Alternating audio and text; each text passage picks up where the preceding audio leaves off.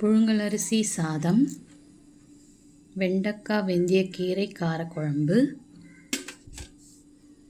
சுரக்காய் கூட்டு, வாழைக்காய் பொடி மாஸ், தேங்காயெல்லாம் போட்டு செம்மையாக இருக்கும். பருப்பு ரசம், பச்சை வாழைப்பழம். சாப்பிட்லாமா?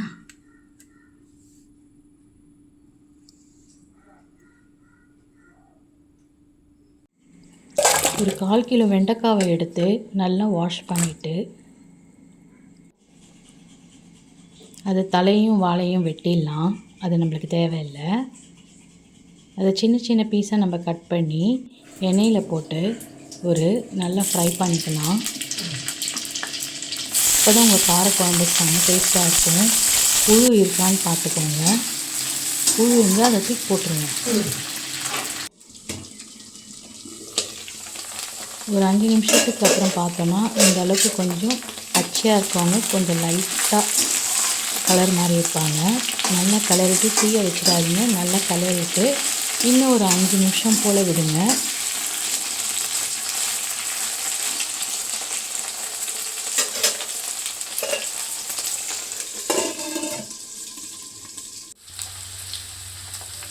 டீ குடிச்சிடலாமா? அப்புறம் அந்த ஃப்ரையான வெண்டைக்காவை தனியாக எடுத்துடலாம்.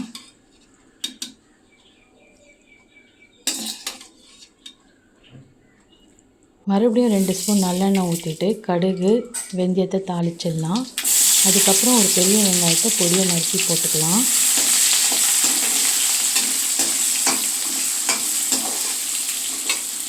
நல்லா தாராளமாக பூண்டை தட்டி போட்டுக்கலாம். சின்ன வெங்காயத்தை அரைச்சி போட்டுடலாம். தக்காளியும் 2 எடுத்து நல்லா அரைச்சி அதையும் போட்டுக்கலாம்.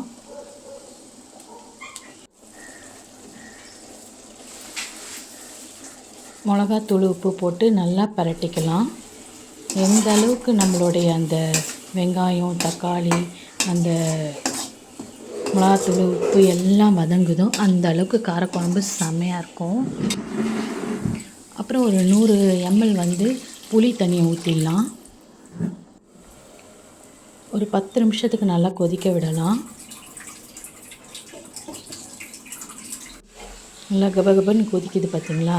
இந்த ஸ்டேஜில் நம்ம வறுத்து வச்சுருக்கோம் இல்லையா, அந்த வெண்டைக்காயை போட்டுடலாம்.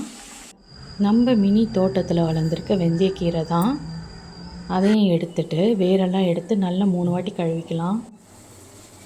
அதையுமே சேர்த்துடலாம் நம்ம குழம்புல. கசப்பே தெரியாது, செம்மையாக இருக்கும். சேர்த்துடலாமா? அப்படியே முழுசாக தான் சேர்க்கணும். குடி குடியெல்லாம் கட் பண்ணாதீங்க. அதுவே எங்கே இருக்குன்னே தெரியாது, கண்டுபிடிக்க முடியாது. அதனால் முழுசாக சேருங்க. என்ன முழுசாக சேர்த்துட்டு ஒரு 10 நிமிஷம் கொதிக்க விடலாம். வெந்தயக்கீரை எங்கேப்பா இருக்குது? ஒன்று கூட தெரியலையேப்பா. எல்லாம் வெந்து கீழே இறங்கிட்டாங்க போல இருக்குது.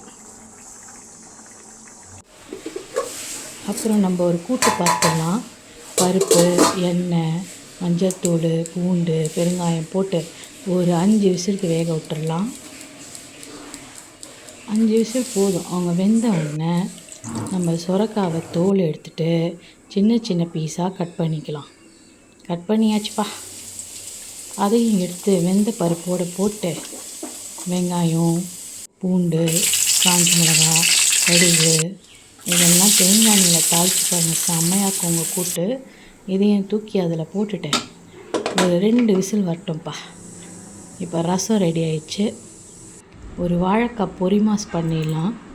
வாழைக்காய் தோல் எடுத்து அதையும் பொடியாக கட் பண்ணிக்கோங்க. இதையுமே தேங்காய் எண்ணெயில் செய்யுங்க.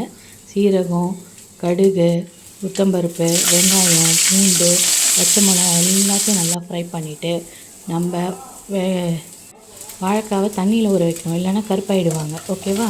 அதோடு எடுத்து போட்டு நல்லா பரட்டிட்டு 1 ஸ்பூன் மிளகாத்தூள் உப்பு போட்டு பரட்டுங்க. எனக்கு வேகிறதுக்கு ரொம்ப ஈஸியாக இருந்தது. 10 நிமிஷம் தான். இதுக்கு தண்ணியே தேவையில்லை.